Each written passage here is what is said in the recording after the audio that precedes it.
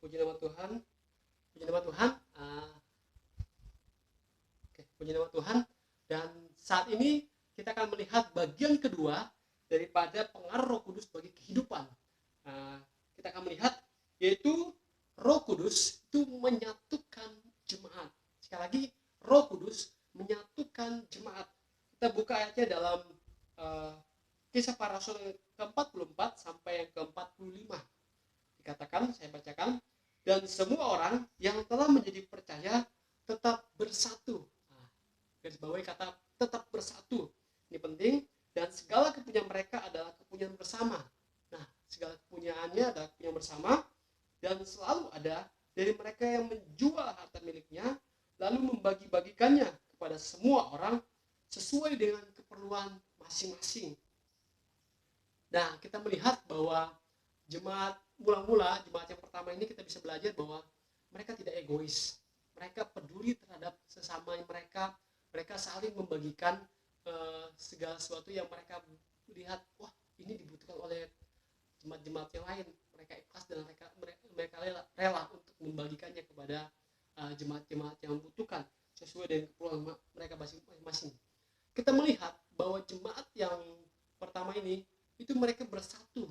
Mereka rela untuk membagi-bagikan harta milik mereka. Mereka adalah jemaat yang sehati. Jadi ada kata-kata sehati. Dan mereka saling berkumpul, mereka saling menguatkan satu dengan yang lainnya. Dan ini menjadi suatu pembelajaran penting bagi kita jemaat masa kini untuk belajar daripada mereka. Bahwa kita juga jemaat masa kini harus bersatu. Antar jemaat-jemaat yang lain harus bersatu. Bahwa kita adalah tubuh Kristus dan kita perlu saling mengasihi satu dengan yang lainnya. Seperti dalam Lukas 10 ayat yang ke-27. Lukas 10 ayat yang ke-27 dikatakan bahwa ini sebenarnya ayat hafalan, kita buka dalam ayat yang ke-27 bahwa jawab orang itu, kasihilah Tuhan Allahmu dengan segenap hatimu, dengan segenap jiwamu, dengan segenap kekuatanmu, dengan segenap akal budimu, dan kasihilah sesamamu manusia seperti dirimu sendiri.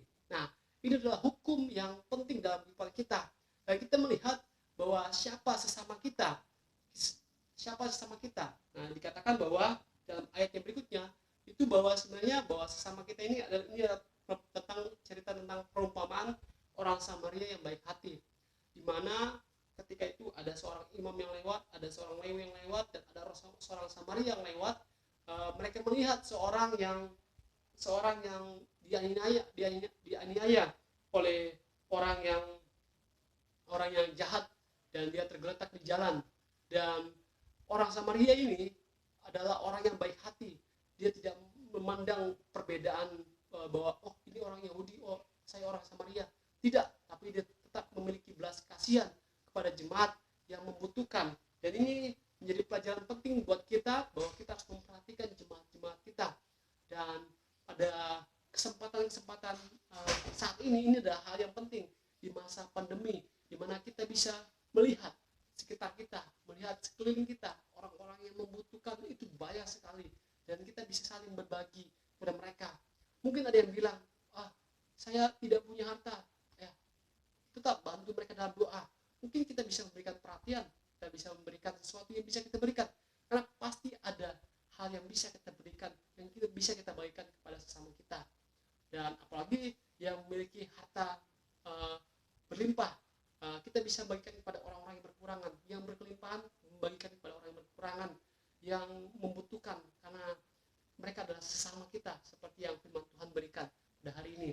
Dan ini menjadi suatu kebanggaan buat kita bahwa ketika kita memberi akan ada sukacita dalam kehidupan kita, akan ada sukacita dalam kehidupan kita. Mengapa?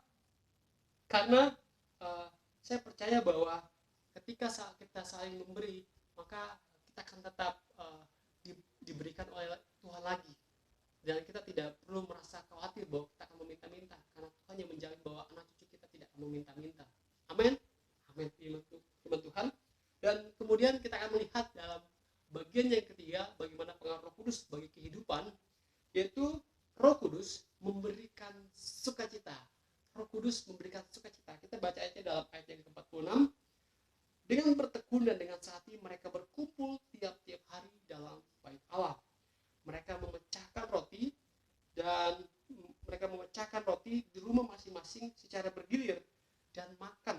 bersama dengan gembira, garis bawahi kata gembira, dan dengan tulus hati. Dalam hal ini jemaat itu ketika mereka memberi, mereka tulus, tapi juga mereka bersuka cita, mereka gembira dalam kehidupan mereka. Tidak ada rasa pilih kasih atau tidak ada rasa tidak ikhlas. Mereka memberi dengan gembira, memberi dengan sukacita. Kenapa? Karena ada pengaruh Roh Kudus dalam kehidupan mereka, sehingga Roh Kudus yaitu Roh penghibur itu memberikan mereka sukacita tersendiri dalam hidup mereka, dan itu mengubahkan hidup mereka. Dan kiranya kita jemaat-jemaat Tuhan pun belajar daripada mereka bahwa ketika kita memberi dengan sukacita, kita memberi dengan ikhlas, kita memberi dengan tulus hati seperti yang dilakukan oleh jemaat-jemaat yang pertama. Yang kita percaya bahwa ketika Roh Kudus dalam kehidupan kita, kita akan melihat bahwa kita akan mengalami sukacita walaupun kita mungkin sedang menderita, tapi sukacita dalam Kristus itu tidak bisa diganti oleh uang, oleh harta, oleh hal-hal yang bisa kita peroleh dari dunia ini. Karena sukacita dalam Roh Kudus itu berbeda. Karena apa? Karena sukacita daripada Roh Kudus itu memberikan sukacita tersendiri yang tidak bisa kita dapatkan di dunia, itu bisa kita dapatkan ketika Roh Kudus itu ada dalam kehidupan kita. Dan saya juga pernah merasakan hal ini, di mana ketika kita sedang dalam kelemahan tubuh, tapi Roh Kudus begitu dekat dengan kita, kita akan merasa, wah Tuhan, saya bersyukur Tuhan, saya berterima kasih karena saya tetap dikuatkan di dalam Engkau.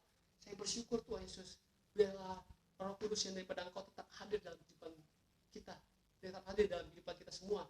Dan itu yang seperti dikatakan oleh Daud dalam Mazmurnya, bahwa Tuhan jangan ambil rohmu yang kudus daripadaku. Kenapa?